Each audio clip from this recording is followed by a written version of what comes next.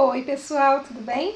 Então a gente hoje vai continuar nossa conversa falando um pouquinho sobre as vidrarias de laboratório, né, e a sua utilização. Afinal, para que servem as vidrarias?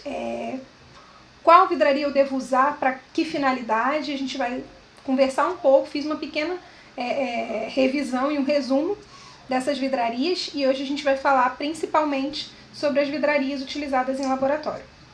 Mas o que são essas vidrarias, né?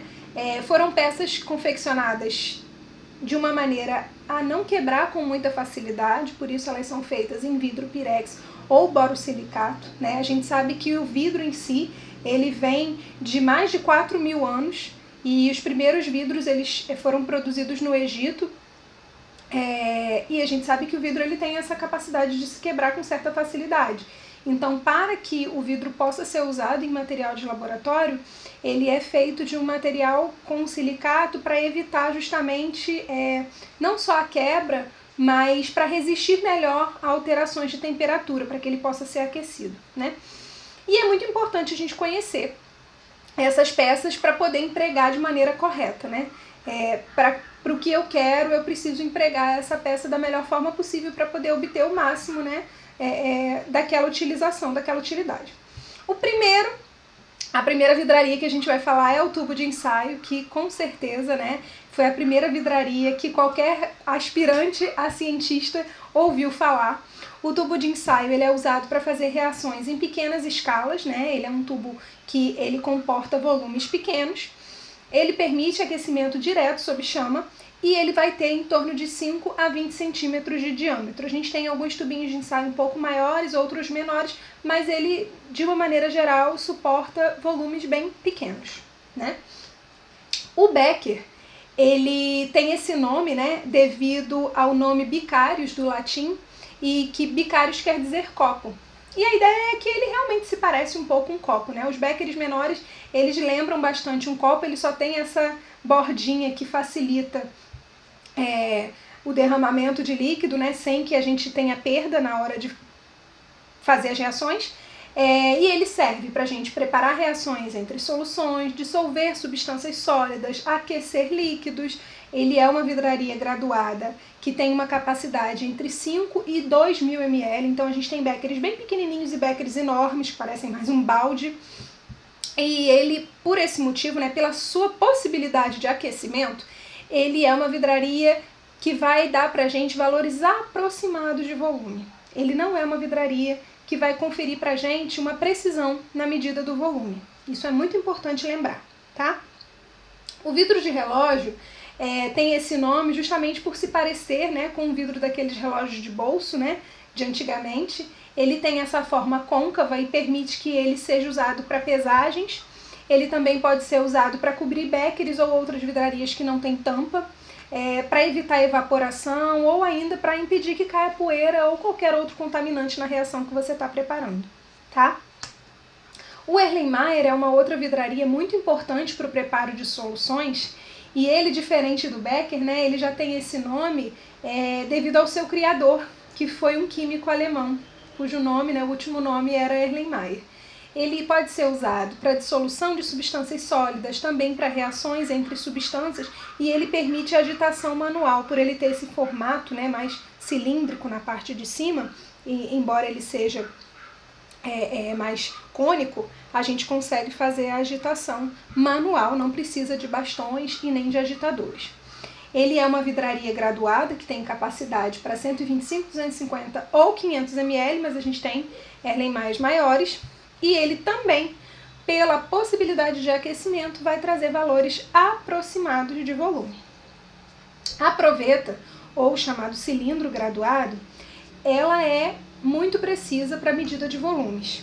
Ela é mais precisa do que o Becker e o Erlenmeyer, não só por isso, mas ela também não pode ser aquecida, né? Porque aí a gente não vai ter variação na medida do volume dela. A gente tem provetas pequenininhas de 10 ml e provetas enormes com 2 litros. Então a gente pode transferir e medir com precisão diversos volumes na proveta.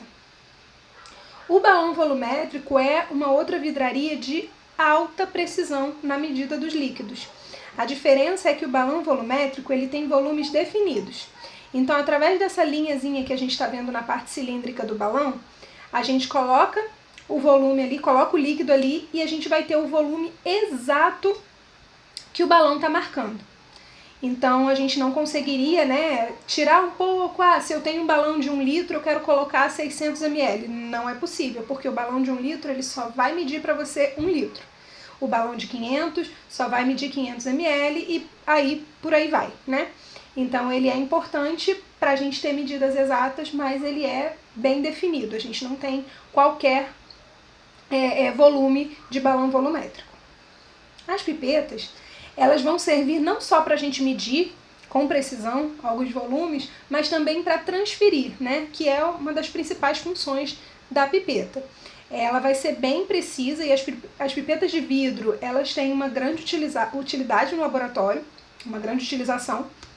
E a gente tem as pipetas graduadas, que vão mostrar graduações, né? Pode ir de 1 a 10 ml, de 1 a 5. Então, a cada ml a gente vai ter uma medida e a gente pode medir, pode pegar diversos volumes diferentes. E a pipeta volumétrica, que assim como o balão volumétrico, ela vai ter um volume específico. Então, a gente tem a pipeta volumétrica de 5, de 10, de 15, de 25 ml e ela só vai permitir que a gente pegue com precisão aquele volume específico, tá?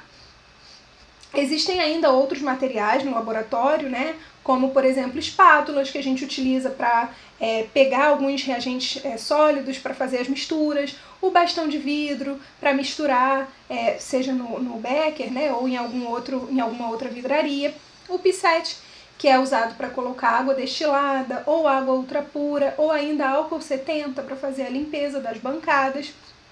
E a placa de Petri, que hoje tem diversas utilizações, né? Mas ela teve esse nome devido ao seu criador, o médico alemão Richard Petri, que batizou a placa com seu nome. Esse médico ele trabalhava com o inventor, né? O descobridor da bactéria causadora da tuberculose, né? Do bacilo de Koch, Robert Koch. Então, o Julius Richard Petri ele trabalhava em conjunto com o Robert Koch e ele, nesse tempo, né, ele produziu a placa de Petri, que hoje é usada até para pesagens em algumas situações, caso seja necessário, caso não tenha o vidro de relógio, a placa de Petri pode ser utilizada, mas a sua utilização ampla é para cultivo celular também. Ela pode ser autoclavada e isso é muito importante, né? Então, finalizando a nossa pequena revisão sobre vidrarias, a gente tem aqui uma pequena batalha da precisão. Gente, entre uma proveta e um becker, quem é que ganha essa batalha? Claro que é a proveta, né? A proveta ela não vai ser aquecida, além disso, né, ela tem um diâmetro menor, assim como o balão, então vamos para a batalha de baixo. O Erlenmeyer ou o balão volumétrico? Claro que o balão vai vencer, né? Ambos têm uma parte cilíndrica mais fina, né, onde facilita a gente visualizar o menisco, que é aquela barriguinha que o líquido forma, né, pela tensão artificial. Então, ele vai formar o menisco ali e a gente consegue ver perfeitamente onde né, qual é a medida com precisão daquele meu volume, tá bom? Pessoal, espero que vocês tenham gostado, né? Essa foi uma pequena demonstração das vidrarias que a gente tem em laboratório. Nós temos muito mais e a gente vai se encontrar novamente para conversar um pouco mais sobre esse e outros assuntos, tá? Então, até a próxima e bom estudo!